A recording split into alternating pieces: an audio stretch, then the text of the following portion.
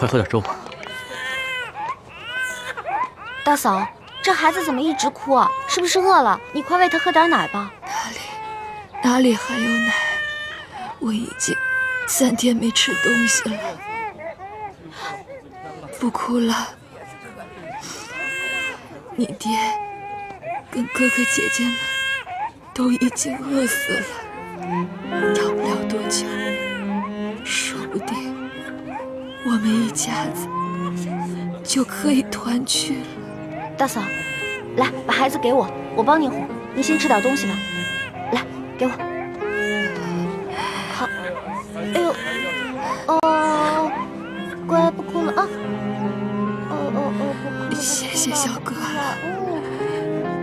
大嫂，粥太烫了，先吃个馒头吧。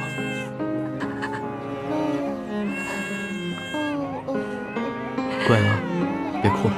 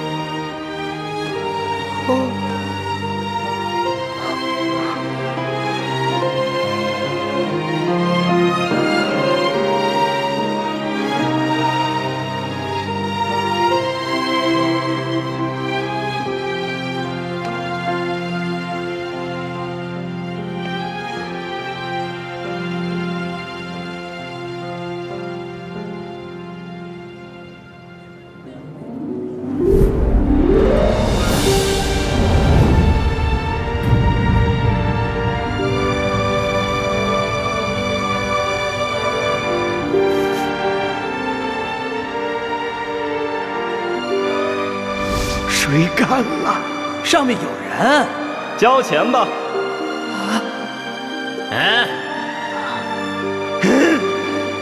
拿下！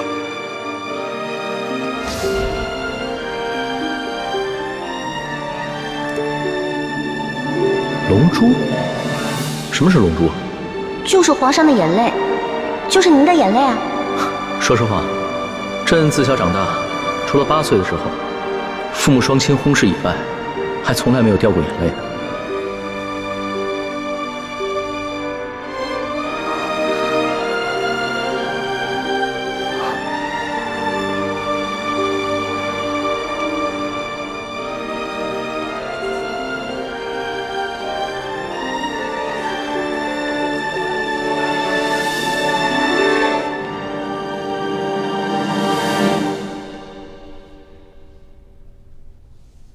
让管家找个奶娘，好好把她养着，好好把她抚养成人。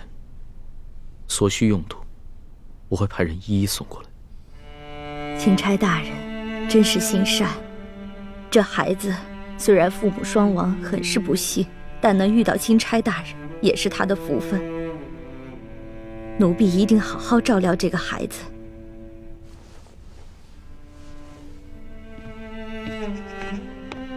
这索大人还得有10日才能把兵给调回来，每迟上1日，不知道饿死多少人，酿成多少人间悲剧了。据我打探的消息，现在每天都有成百上千的灾民涌进太原城，每天都要饿死好几10个。官府来不及掩埋尸体，只能把尸体集中到城外，一把火烧了。龙小弟，我们真的还要再等上10日吗？这10日不知道饿死多少人了。要不然这样吧，我们干脆一不做二不休，我们去把那些私吞的官银官粮全都劫出来，发给老百姓。环妹，大清律例，抢劫官银官粮可是死罪，诛九族的。世叔姑娘，就算是在宫外，但这种混话也是不能随便说的。哦，主子，环妹从小就冲动任性，说话不知轻重，请主子恕罪。今儿个我也冲动任性一回，去把刘德昭他们私吞的官银官粮劫出来。当真？你这个皇上带头抢劫官府啊？对，但是我们要想一个万全的计策，不劫则已，一劫必中。你放心吧，这事儿我大哥最在行，我大哥一劫绝对成功。欢梅，其实，一欢不说我也知道，你们两兄妹以前闯江湖的时候，必定做过很多违法乱纪之事。你都跟主子瞎说什么了？我没说，他自己瞎猜的。李太医，你不必急着否认，也不必埋怨一欢。对于你们过往所犯之事，我今日就金口玉言，赦了你们。多谢主子恩典。微臣以前闯荡江湖之时，的确做过一些不法的勾当，但如今是全心全意跟着主子，没有主子的吩咐，绝不敢任意妄为。从现在开始，你的心中不必再有包袱，只管好好的给我谋划谋划，怎么样顺利的劫出银两，救助百姓。臣遵旨。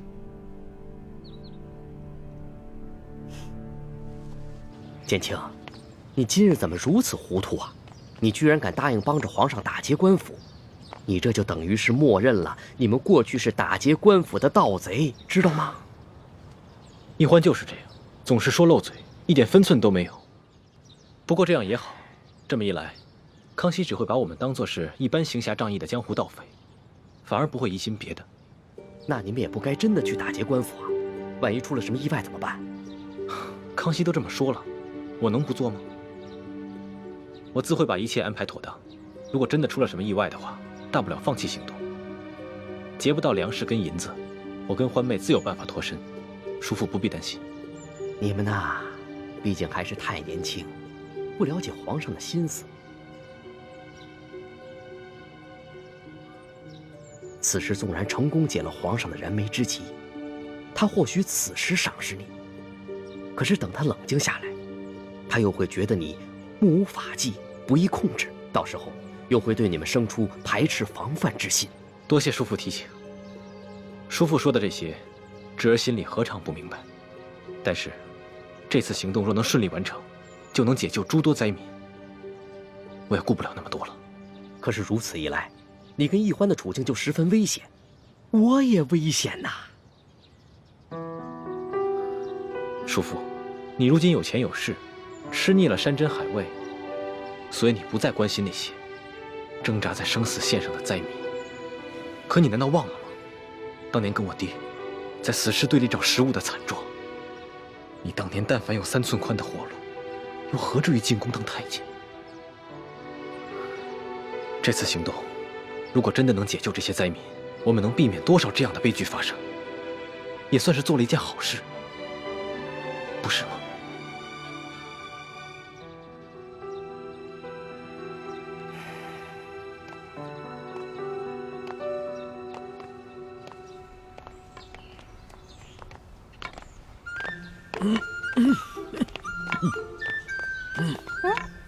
哎，龙小弟，我刚刚给你2颗变身丸，还没有给我钱呢。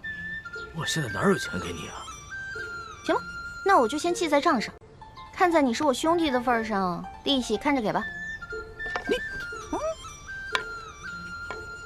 趁火打劫，你比酒鬼的奸商还要奸。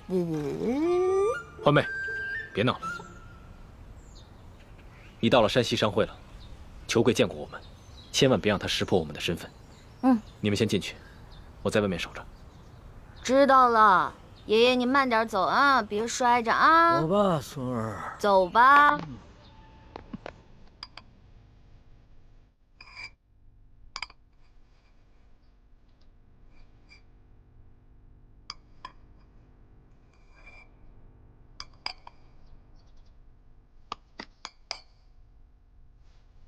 如今山西的大旱呐，米价飞涨。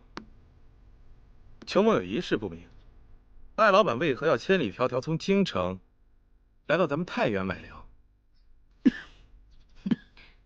不瞒裘会长，其实是这样的，我爷爷的身子骨啊一向康健，可是开春以后呢，突然得了一场重病，求遍天下名医都没有效果。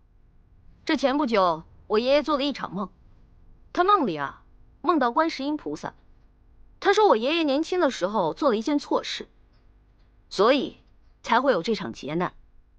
我爷爷必须亲自做一件善事，才能够化解这场劫难。哦，那这么说的话，艾老板，你买粮是为了行善喽？没错，我爷爷想买1000担粮食分给灾民。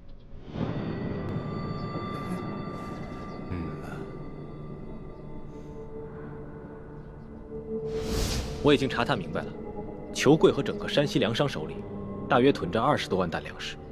朝廷调拨的30万担赈灾粮，真正分到灾民手里的，不到1/3，剩下的2/3都被他们官商勾结，给私吞了。所以这20多万担粮食也得等索大人调兵回来，把刘德昭抓住以后再发给灾民。目前我们就先截一部分发给灾民，让他们支撑到索大人回来以后就行了。眼下城中有1万灾民，离索额图调兵回来之日还有10日左右。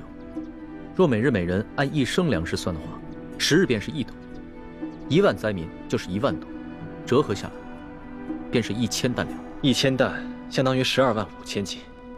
我跟易欢再加上随行的侍卫，无论如何也没办法在这么短的时间内把这么多的粮食从裘贵的庄园里偷运出来，所以就只剩下一个办法。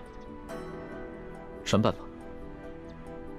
论到这种勾当，你们兄妹俩肯定比我这个当皇帝的有经验多了。龙小弟，你这句话里有骨头，话里有话啊。咱们先说好了，之前的事呢，你要既往不咎。这次的事是我们奉旨行事，你不许秋后算账。我自然是开玩笑的，我金口玉言说过的话岂会反悔？什么办法？快说吧。既然不能偷，也没有办法从外地运过来，那么就只剩下一个法子：买。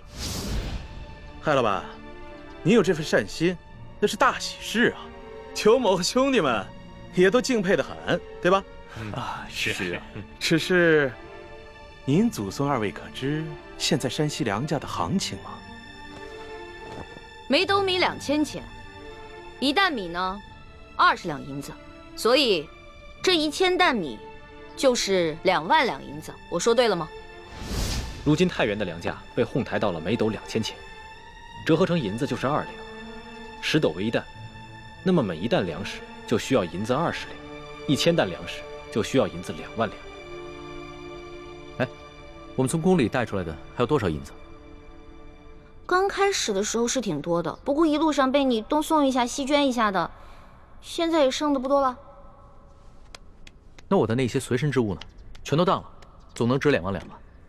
我的龙小弟，我们是微服私访，怕露出破绽，一切贵重的东西都没怎么带。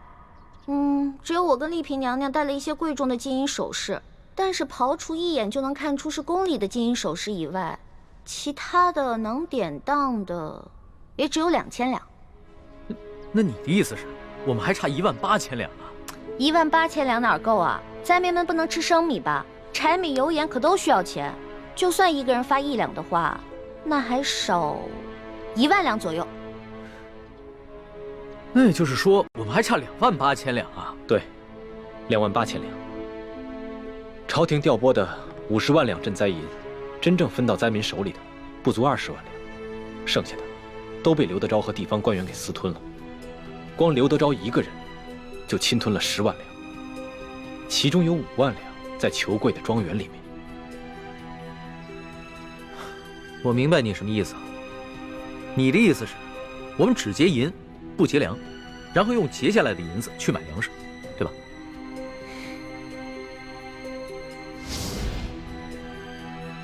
艾老板，裘某还要问一句：你真愿意花2万两银子给那些灾民吗？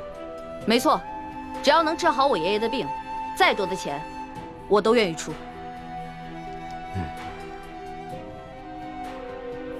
好，艾老板，真是财大气粗啊！不过如今是非常时期，咱们商会做买卖有个规矩，只收现银，您看呢？是啊，这裘老板是不相信咱们艾家的实力。把咱们带的现银拿上来给他瞧瞧。是爷爷，请各位稍等一下，抬进来吧。这里是2000定银，明天早上，在这个地方，一手交钱一手交粮，如何呀？好，艾老板，性情中人，快人快语啊！那咱们可就一言为定了，击掌为凭。这艾老板的为人真是爽快啊！是啊，来人，送艾老板。就喜欢跟这样的人做生意啊！对，没错。哎呀，龙小弟，你知道吗？为了凑够那2000两定金，我跟丽嫔娘娘把自己所有值钱的金银首饰全都给当了，还有我的一个金镯子呢。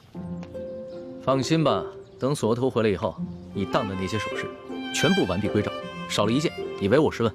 光完璧归赵可不行，我得加上利息呢。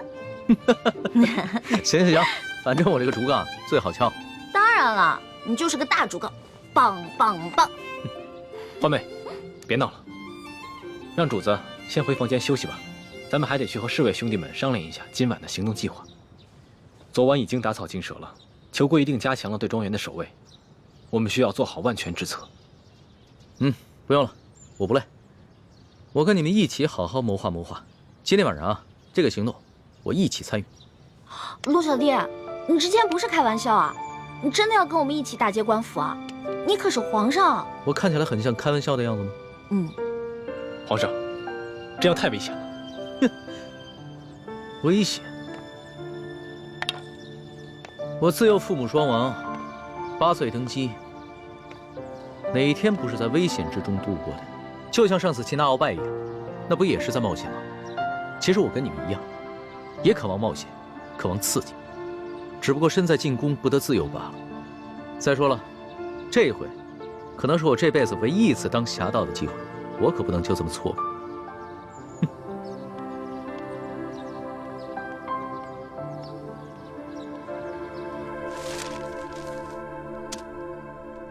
这是裘贵庄园的前门，这是后门，中间的花园还有一道暗门，这是粮仓，这里是银库。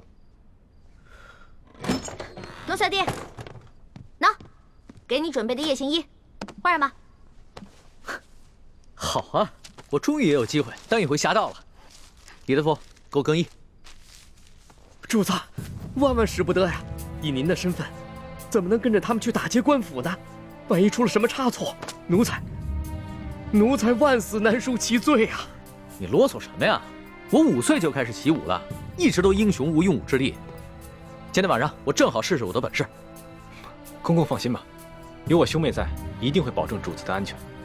如果真的出了什么意外的话，大不了我们放弃此次行动，绝对不会置主子于险境的。李太医，你这话说得轻松，那裘贵庄园内机关重重，你凭什么保证主子万无一失？再说了，要是给太皇太后知道了，你们居然怂恿皇上打劫官府，而我又未能劝阻，那咱们所有人都要人头落地。行，我不去了，你先起来吧。谢主子体恤。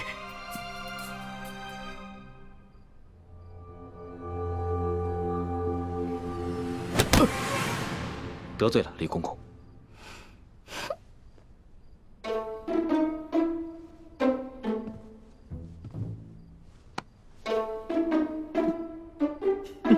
你这个老东西，老在我耳边聒噪，我又不是小孩了，真烦人。李公公，暂且在这里好好休息吧，我们速去速回。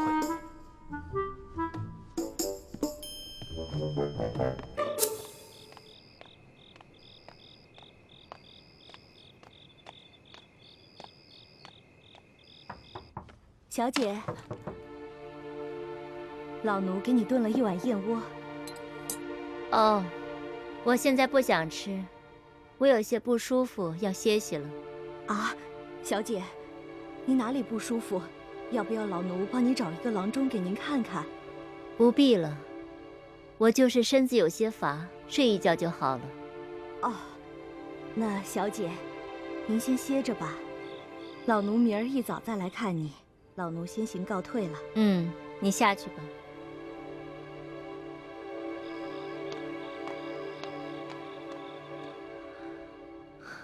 走了。这奶娘真够烦人的。如今在这世上，奶娘是婉妹唯一的亲人了，还望前辈多担待。孟大哥，真是宅心仁厚。怪不得你虽是刘德昭的护卫，婉心妹妹仍然对你倾心。我家本住在城外南湖边上，婉妹从小就喜欢女扮男装，背着她爹溜到南湖边来戏水。我俩也算青梅竹马，直到她被选为秀女，前来跟我告别，我才知道，原来她是舒大人的女儿。原来是这样。孟大哥打听到婉心妹妹的下落了吗？打听到了，她现在被软禁在裘贵的府宅里。只因我受了内伤，再加上裘贵又加强了守卫，我怕打草惊蛇，所以没有贸然行动。都怪我那夜下手太重。不过你放心，我等都是有心意之人，我们一定会帮你救出舒小姐，让你们远走高飞。多谢前辈，不打不相识。前辈不必挂怀。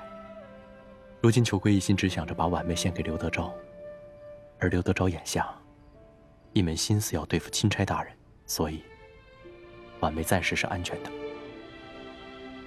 我先帮着你们把裘贵私吞的官银给劫了，先救了那些灾民再说。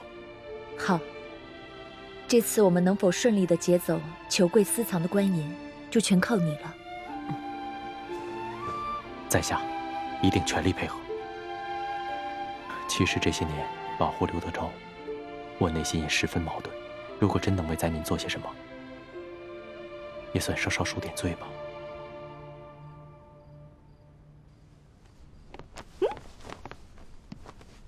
哇，陆小弟，你穿上这身衣服太逗了，比你平时穿龙袍有意思多了。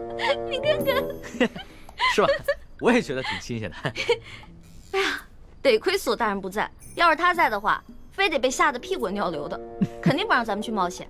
哎，那个金蚕背心穿了吗？没有。你为什么不穿啊？你要是不穿的话，我不带你去啊。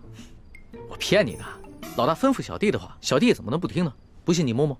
真的穿了？别摸那儿痒。还真穿了。好吧，那我们带你去。你知道吗？这次你亲自出马，可是我们比平时紧张的10倍还不止呢。我也是从小练武到大的，虽然武功呢没有你哥哥好，但跟你比起来差不多。吹牛！主子，臣得再提醒一遍，这抢劫官银可不是儿戏，臣会尽量保护主子的安全。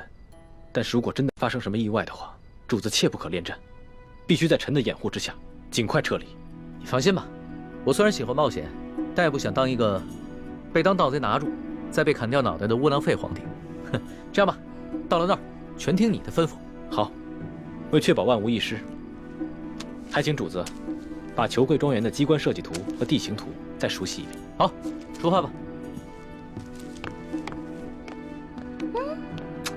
这个龙小弟平时挺老成的，今天这么任性，难道是受了我的影响？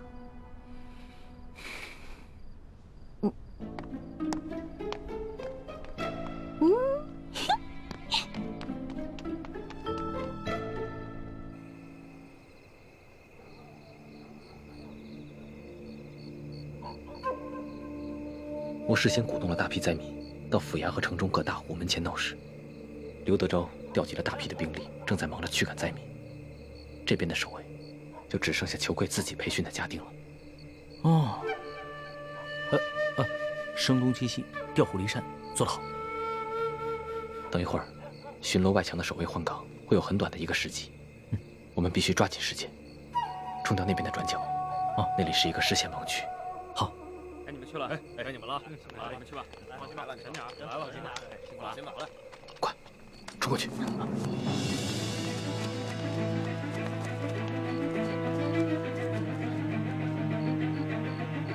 龙小弟，紧张吗？舰长，但是好刺激啊！江洋大盗还挺好玩。带上。主子，千万别孩子气，这可是杀头的勾当啊！每年有多少盗匪，要么当场死于非命，要么被官府抓住处以极刑。只有极少数运气好的，能够一再得手。但是久走夜路，哪能不湿血？最终都是难逃一死。哎呸！你怎么老说这种不避讳的话呀？死的，我们才刚开工。第一组侍卫兄弟已经得手了，藏在墙头高处的暗哨已经被解决了，我们可以翻墙进入庄园了。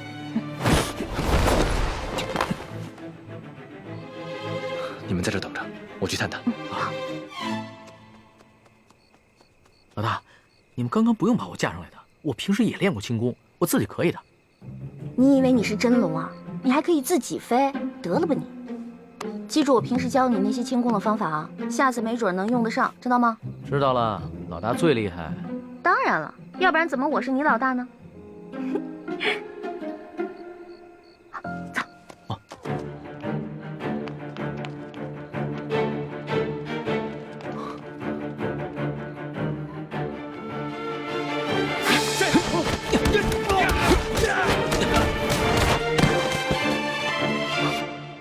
哎，我怎么觉得浑身有点痒啊？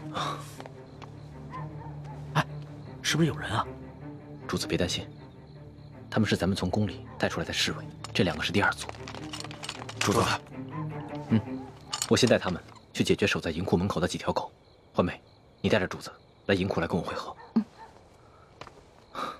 路径图都记清楚了吗？当然了。这庄园的路径其实是一个迷魂阵，千万不要走错了。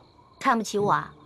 不可大意，你自己走差了不要紧，以你的轻功自然能够脱身，可是主子就危险了。我是老大，我肯定能保护好我的龙小弟的啊！你们小心一点，我先走了。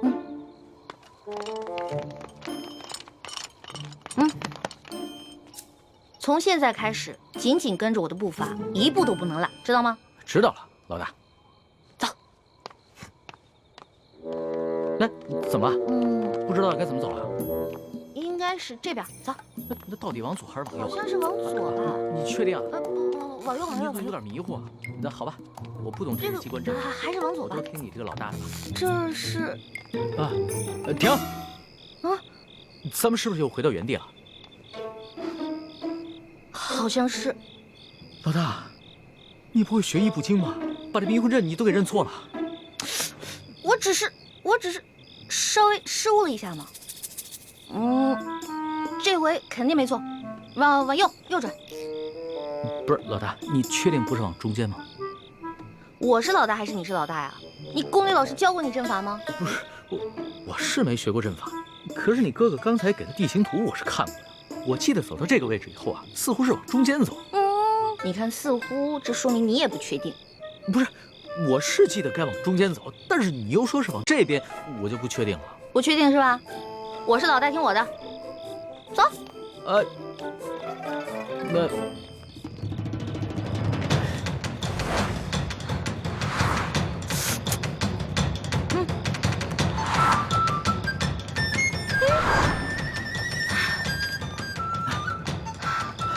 我确定，我们又回到原处了。我也确定这就是原处。不是，老大，我现在总算知道你为什么总不说你的师承来历了。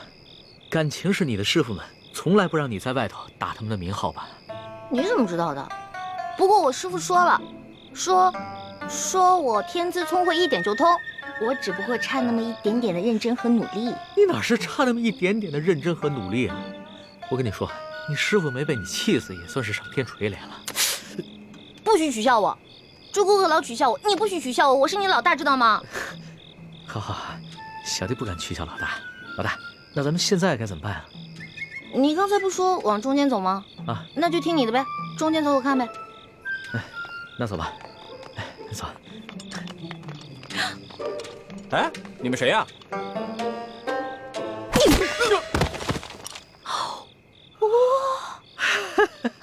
可以啊，反应够快的啊！其实挺害怕的，看得出来了。胆小鬼！鬼呀！这鬼！老大，你胆子好大呀！我就是怕鬼，其他我什么都不怕。是吗？是啊。喂，你们俩在干嘛？偷懒是吧？啊，快来人！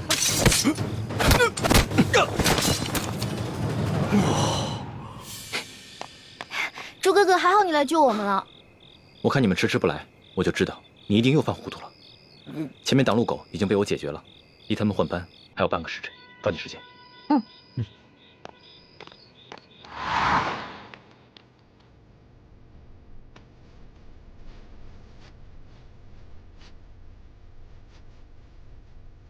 走，小心一点。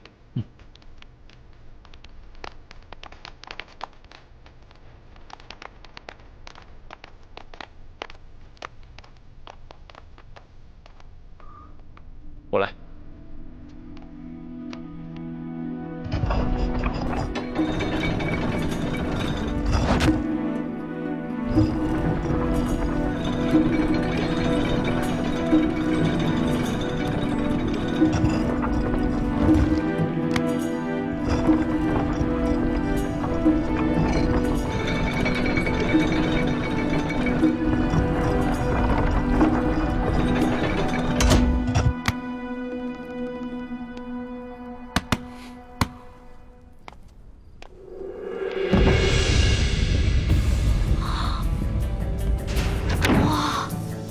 朱哥哥，你太厉害了，你一下子全都搞定了。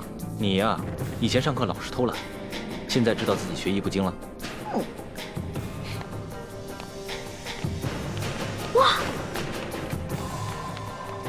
哇，这么多银子啊！哇！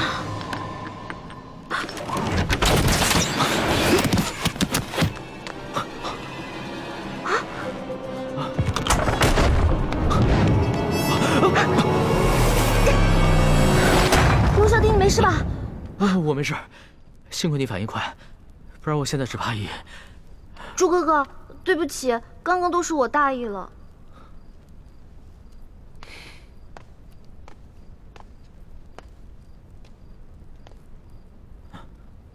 主子，你没事吧？啊，我没事，没事，没事就好。你先通知外面的侍卫兄弟进来搬银子，我再检查一下，看还有没有什么别的机关。注意安全。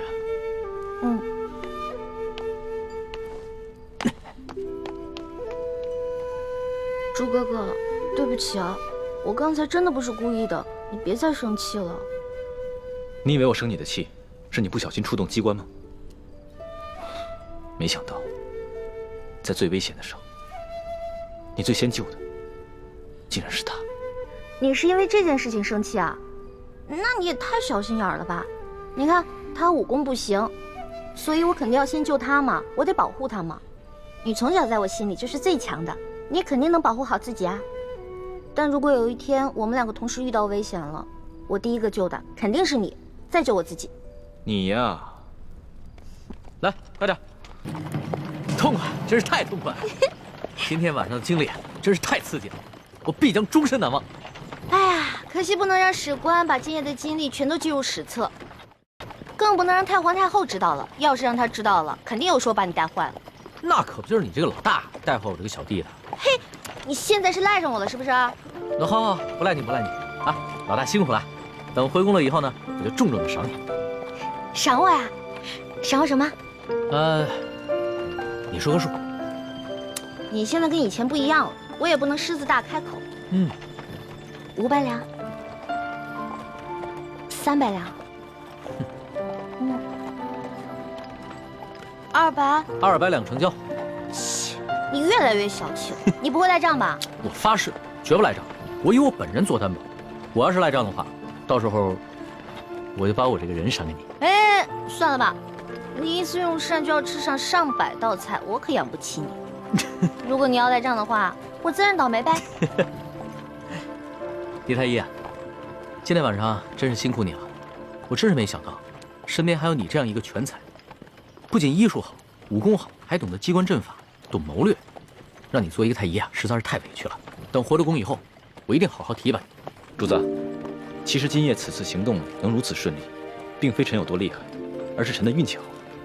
事先得到了裘贵庄园的机关地形图和卫队巡逻表。你能得到如此机密的东西，是裘贵身边有人给你做内应？是。看来真是得道者多助，失道者寡助啊！我一定要做一个有道的天子，不能做一个无道的昏君。农小弟，我相信你。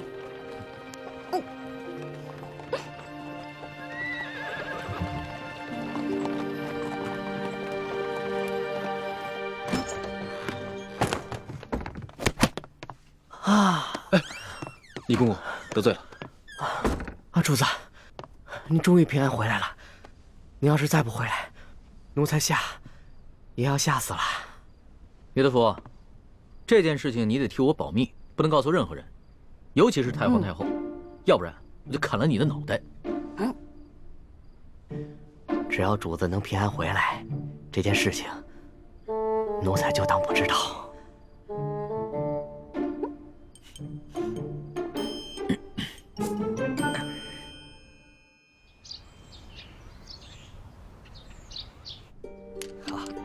艾老板真是一个爽快之人啊！这下没问题，又财大气粗啊！哎，这样也没问题，对，说没错。艾老板大手好。老爷，银子都验过了，都是成色十足的官银。好，艾老板，真是诚信之人呐！我们商会已经准备好了1000担粮食，就在码头仓库里。如今银子已经交割完毕了，可以放粮了吧？那是自然啊，去，带着艾老板的手下到码头交割一下啊。是，好的。跟我来，请，这边请。哎呀，艾老板，真是大善呐！您行此善事，上苍必定眷顾，此次劫难一定可以安然度过。裘某在此，先祝愿艾老板早日康复了。多谢裘老板吉言。我在府上已经设下了酒席，艾老板，上个光，也让裘某尽一尽地主之谊吧。好说好说，倒是让裘老板破费了。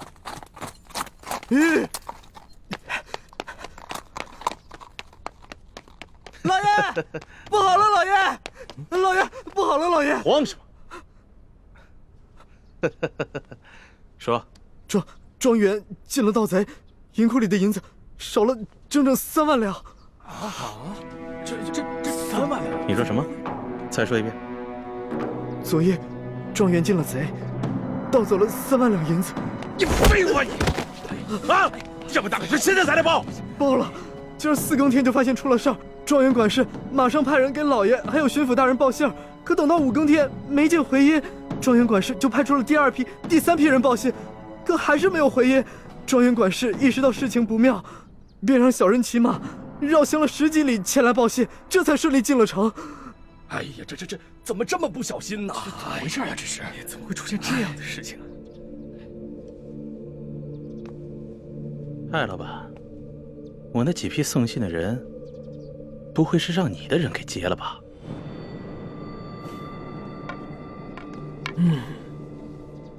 你说呢？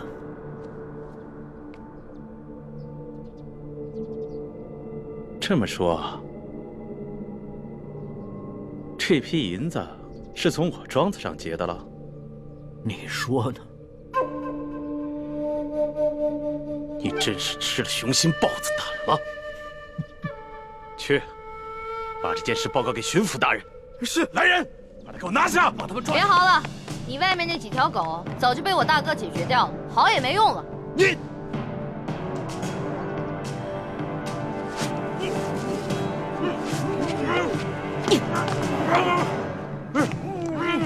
爷爷，咱们不能把银子都给他们留下来，把银子全都抬出去，交给李护卫发放给灾民。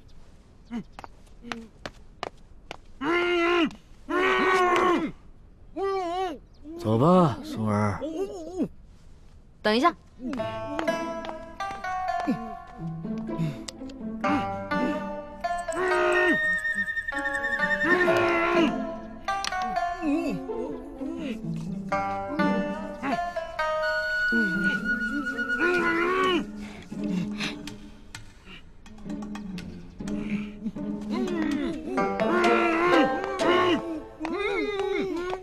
爷爷，我想了想，应该在这几个禽兽不如的东西脸上留点墨宝，也相当于给刘德昭那个狗官下了战书了。意下如何？嗯，这倒挺有趣儿的。嗯。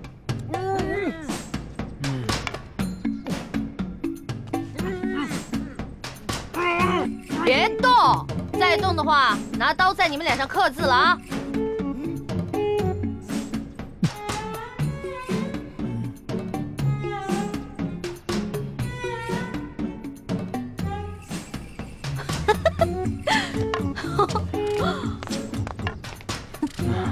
这边再写一个字啊！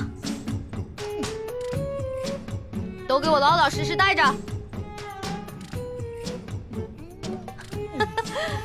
好了。哎，不错不错，写完了。行了行了，别鬼叫了。知道我爷爷是谁吗？告诉你们，我爷爷的字那可是价值连城的，最好在你们脸上永远不要洗掉。给你们还有刘德昭敲个警钟，知道吗？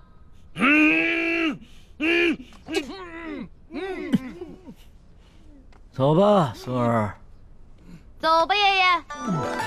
慢点啊，爷爷。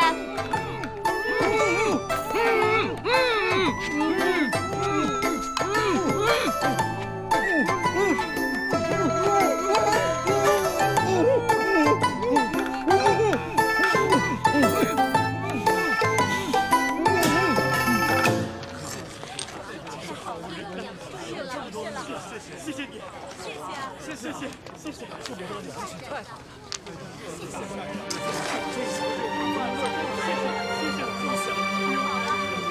好，谢谢啊，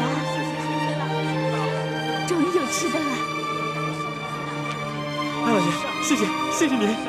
哎，老爷，您可是活菩萨呀，是吧，乡亲们？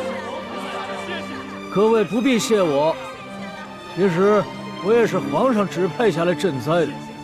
你们手上拿的粮食和银两，全都是朝廷调拨的赈灾银和赈灾粮。接下来，朝廷还会有更多的赈灾计划，帮大家重建家园，度过灾年。谢谢皇上，谢谢大家，皇上万岁！谢谢皇上。朱哥哥，灾民们暂时得救了，你怎么不高兴啊？灾民得救，我自然是高兴。可如此一来，却是在帮康熙和大清朝廷收买民心了。大人，干什么呀？你们这是？老爷就不能有点自己的时间吗？大人，舅老爷的库银被盗了。你说什么？银库被盗了？不仅被盗了3万两银子，还有1000担的粮食，也被那帮人分给了灾民。待卑职得到消息赶到码头时，那帮人已不知去向。消气，这些刁民，这是要造反呢！去看看。老爷，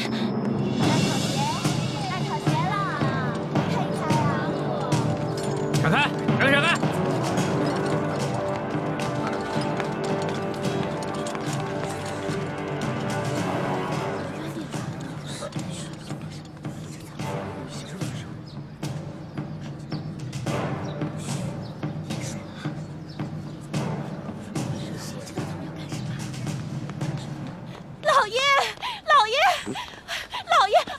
呀！你慌什么？老爷好着呢，小心你肚子里的孩子。慢慢说。顾儿和那几个商人被人给绑了。啊？看看去。走。哎呦，轻点，对不起老爷。顾儿啊！你能不能轻点？哎呦，顾儿啊，这是哪伤着了？怎么不起来？这人怎么了？啊，哪个不要命的干的？你到底出啥事儿了？你倒是说话呀！你别吓我！你这是怎么了？来，先起来说啊！先起来！别帮我！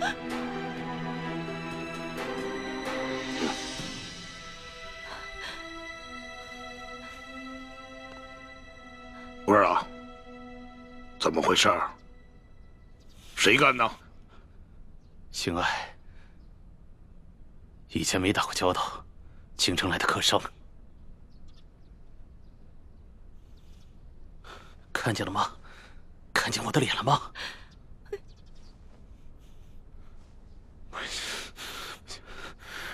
让我抓到他，我扒了他的皮！刘德昭，这事你必须得给他做主。你看看，你看看，你看看他这脸，这脸弄成这样，他怎么见人？他怎么活呀？他什么时候受过这样的委屈？什么时候被人这样欺负过？我跟你说，这事你要是不给他做主，我跟你说，以后你就甭想有这个主意没有。好了，成何体统啊！有事回家说去。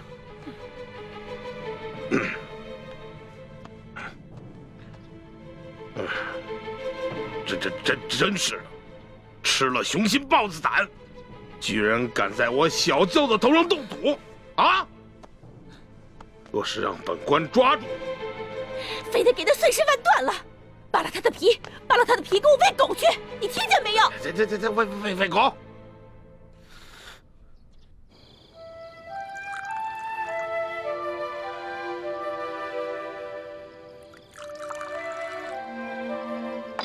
娄小弟，这杯酒我敬你，谢谢你为了老百姓，肯跟我们一起铤而走险。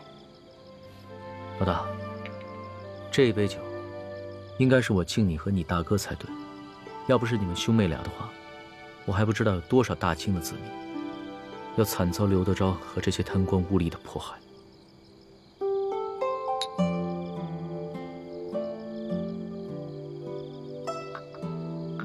我现在一想到刘德昭跟裘贵那副嘴脸，肯定十分狼狈，我就觉得特别好笑。可是我笑不出来啊！这次出巡以来，我见到了太多平常在宫里连想都不敢想的事情。我在想，如果我们大清的官员每一个都如此贪赃枉法的话，那我们大清的江山还能长久吗？看到那些灾民收到一点点赈济的银两，就三呼万岁。说实话，我很震撼，也很惭愧。我们大清的百姓是多么的善良，对官府的要求是多么的低微，而我们这些身居高位的人是多么的失职。娄小弟，为了刚才你说的这番话，我再敬你一杯。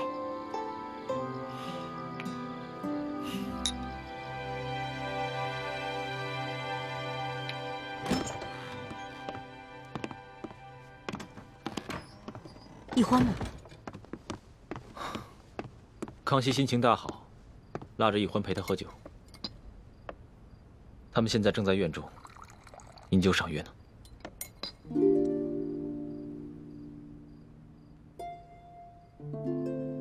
大师兄，小师妹跟我一样，都是为了光复大明的大业，你千万别介意。我知道，我会克制我自己的。太子，其实这次的行动我是一直不同意的，但是你却一意孤行。一来你们出生入死，倒是帮康熙收买了民心；二来你在康熙面前暴露的太多了。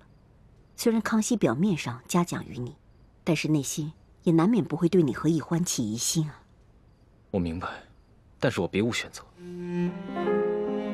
康熙身为大清的皇帝，为了灾民都可以去冒险一搏。如果我为了一己私利而畏首畏尾的话，那在欢妹的心里，她会怎么想我？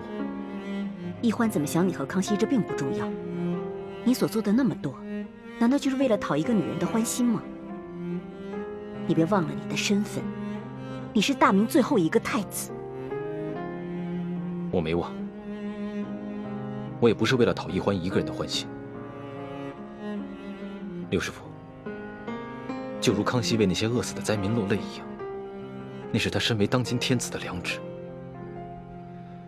而我作为大明最后一个太子，如果连这点良知都没有的话，那我还有什么资格去跟康熙争这个天下？师傅，大师兄说的对，正因为他是大明的太子，他才必须心怀天下呀。幼稚！这古往今来，有谁打天下靠的是妇人之仁？想要心怀天下，那我问你，你怀的是谁的天下？是爱新觉罗的天下，是大清的天下。你想要心怀天下，就必须要先打下天下，你才有这个资格。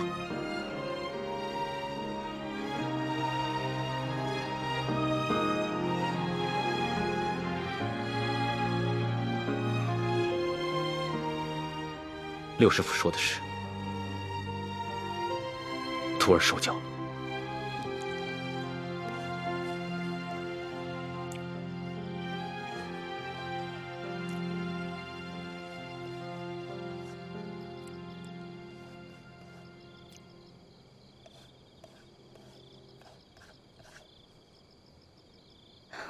龙小弟，你可认得此字？这不就是龙字吗？那你可知此字何意？老大，你是要考小弟的学识吗？那小弟可能会比老大你强上那么一点点。这龙字啊，本意是指能带来雨水的神物，在此呢，则既指春天的雷雨。耳者闻也，耳与龙联合起来，表示耳朵听到春雷声。本意指这个年老耳背的农夫啊，平常无法与人交流，但在春分时节，他能听到春雷响声，便知道该下地播种了。后来慢慢变成现在的意思，指称别人耳背的毛病。龙小弟，若论这番学识，我自然是不如你。但是今天我想给你讲另外一层意思。你看这个龙字，是龙跟耳结成的，这个龙指天子，意思就是说，其实天子的耳朵只是个摆设，民间的疾苦是听不到的。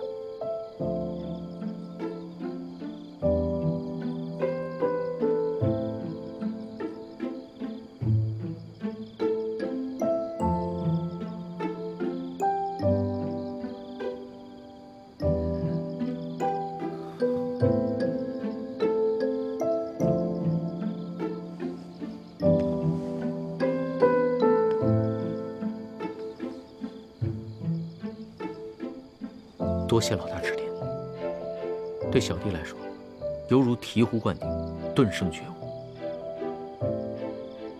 此次出巡以来，我这双耳朵总算是打开了。等我回了宫以后，再也不会让我这双耳朵变成白蛇。老小弟，一言为定。为了你这句话啊，我再敬你一杯。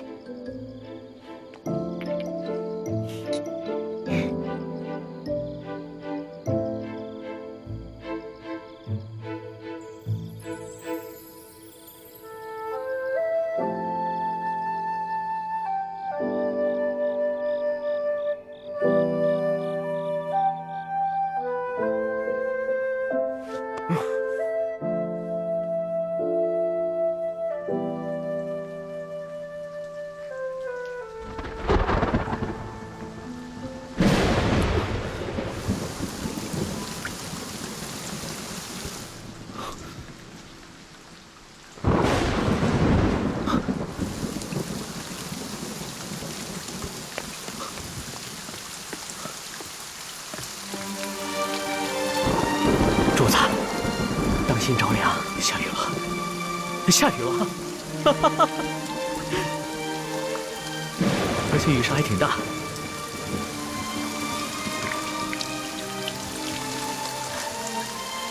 看这个雨势，山西的旱情应该能得到缓解。这都是主子您宅心仁厚，感动了上苍，所以上苍才降下甘霖，拯救万民呐。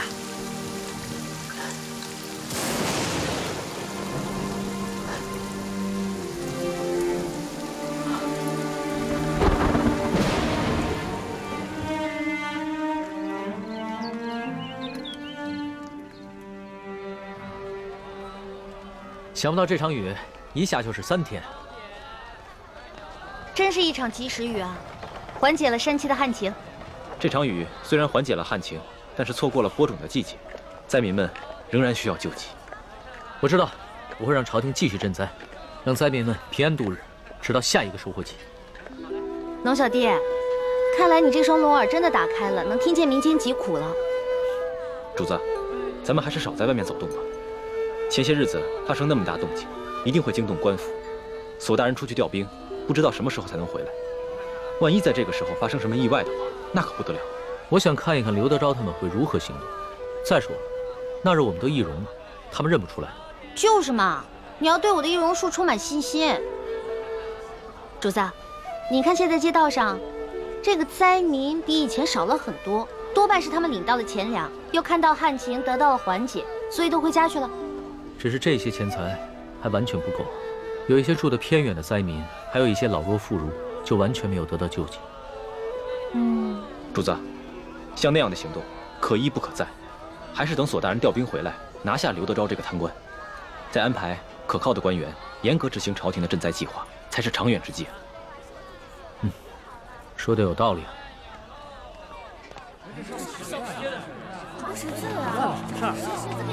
我跟你们说，听说前些天有人在码头上给灾民们分粮分银。哎，龙小弟，咱们都成了官府通缉的江洋大盗了。多亏了他们呀！怎么会像是铁匪呢？活菩萨呀！是呀，哪怕是活菩萨，现在都四缺难保了。这劫了官粮官银，可都是杀头的罪啊！是啊，就咱们老百姓啊，最可怜了。逆来顺受是个死，这官逼民反还是个死啊！你说他们这些好人都被抓了，多好的名声，太可分钱分粮呢。咱们老百姓真没有活路了。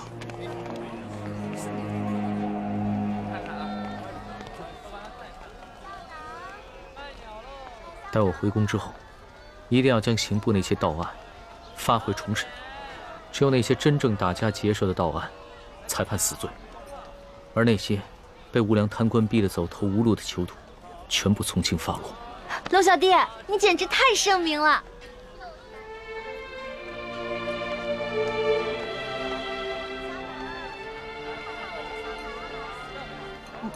怎么了？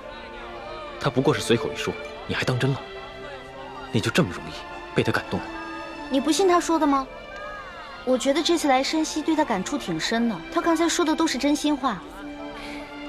只怕他的真心，不过是一时头脑发热。你别看他现在义愤填膺，对官逼民反的百姓充满了同情，但只要回到了紫禁城，他的心境和立场立马就不一样了。到那个时候，他最先考虑的是如何维护朝廷的权威和自己的龙椅，而不是百姓的疾苦。朱哥哥，你这么一说，我心里怎么那么失落跟害怕呀？环美，我知道你对康熙充满了幻想，但将来你就会慢慢明白，他绝对不可能是你想象中的那个样子。让开让开！官爷，求您再仔细看看这画像，和老朽只是略有几分相似。闪开闪开闪开！这三个人看上去真老实巴交的，哪有胆量去劫官粮官银啊？就是啊，看他那个小身板，个个瘦的跟皮包骨头似的，就算有那个贼胆，也没那个能耐呀。行，这三位活菩萨神龙见首不见尾，给灾民发放完钱粮之后就消失得无影无踪，肯定是有来历的高人啊！就这帮饭桶，只知道欺压老百姓，他们哪有本事去抓人呢？就是啊。还不是只能找几只替罪羊上去交差呀？可是这三个人只是跟通缉的要犯长得有点像，当官的无凭无据的，能随便判人死刑啊？要证据还不简单吗？这帮官老爷哪个不是无中生有、栽赃陷害的能手啊？这可是死罪，这犯人不认罪，当官的他也能硬判啊？嗨，只要进了公堂，还由不得你不认罪啊！三目之下，何共不可求？对，到了秋后，三个人头落地，这案子就了结了，官老爷又可以高枕无忧了。走，咱们去看看去，看看巡抚大人看看去。对，走。龙小弟，怎么办啊？他们不会真把无辜的百姓屈打成招吧？咱们也跟上看看去。也不知道要怎么审啊！哎，咱们过去看看吧。走，快点！绕开，绕开！主子，现在怎么办？临出来之前，为了预防万一，我把那道圣旨带了，要不然以钦差的身份进去问一下。不急，咱们先看看这个刘德昭怎么办这个葫芦案。这也不让我们进呐。走。